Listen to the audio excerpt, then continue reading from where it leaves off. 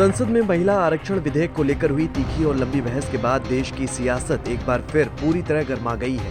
ये मामला अब सिर्फ कानून बनाने की प्रक्रिया तक सीमित नहीं रहा, बल्कि राजनीतिक दलों के बीच सीधी टकराव की वजह भी बन गया है। कांग्रेस, तृणमूल कांग्रेस, डीएमके और समाजवादी पार्टी सहित कई विपक्षी दलों ने एकजुट होकर इस बिल पर गंभीर सवाल उठाए। खासकर सीटों की संख्या बढ़ाने और उसे लागू करने के मॉडल को लेकर विपक्ष ने कड़ा विरोध किया।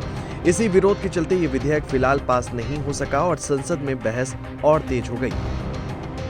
इस पूरे घटनाक्रम के बाद प्रधानमंत्री नरेंद्र मोदी ने देश को संबोधित करते हुए विपक्ष पर सीधा हमला बोला। उन्होंने कहा कि जो लोग महिलाओं के अधिकारों में बाधा डालते हैं उन्हें इतिहास कभी माफ नहीं करेगा। पीएम मोदी ने इसे सिर्फ राजनीतिक मुद्दा नहीं माना, बल्कि इसे महिला सम्मान और सामाजिक न्याय से जोड़ते हुए बहुत कड़ा बयान दिया। उन्होंने यहाँ तक कहा कि ऐसी रुकावटें डालने वाले रवैये को पाप तक कहा जा सकता है। इस बयान के बाद राजनीतिक माहौल और ज्यादा गर्म हो गया और विपक्ष ने इस पर तीखी प्रतिक्रिया भी दी। इस पूरे मामले का असर अब यूपी की राजनीति पर साफ दिखने लगा है।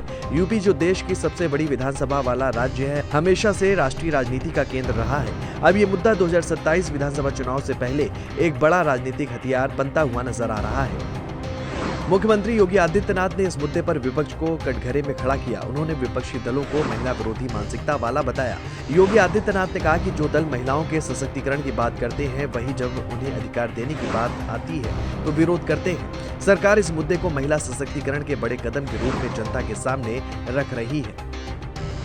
दूसरी तरफ समाजवादी पार्टी के अध्यक्ष अखिलेश यादव ने सरकार पर पलटवार किया। उन्होंने कहा कि ये पूरा मामला चुनावी रणनीति का हिस्सा है। उनके मुताबिक सरकार महिला आरक्षण के नाम पर सिर्फ राजनीतिक फायदा उठाना चाहती है। अखिलेश यादव ने सवाल उठाया कि अगर सरकार वास्तव में महिलाओं के लिए गंभीर है तो जमीनी स्तर पर उनकी सुरक्षा और भागीदारी क्यों नहीं बढ़ाई जा रही। कांग्रेस, टीएमसी और डीएमके जैसे विपक्षी दलों का कहना है कि विधेयक के मौजूदा स्वरूप में कई व्यावहारिक और तकनीकी समस्याएं हैं। उनका मानना है कि बिना सुधार के इसे लागू करना सही नहीं होगा। विपक्ष का आरोप है कि सरकार इस बिल को राजनीतिक प्रचार के रूप में इस्तेमाल कर रही है, न कि वास्तविक सुधार के रूप में। राजनीतिक जानकारों का कहना है कि महिला आरक्षण अब सिर्फ एक कानून नहीं रह गया, बल्कि 2027 के यूपी विधानसभा चुनाव का सबसे बड़ा मुद्दा बन सकता है। हर राजनीतिक दल इसे अपने वोट बैंक से जोड़कर देख रहा है। सत्ता पक्ष इसे महिला सशक्तिकरण और सामाजिक न्याय का प्रतीक बता रहा है, जबकि विपक्ष इसे चुनावी चाल और राजनीतिक रणनीति करार दे रहा है।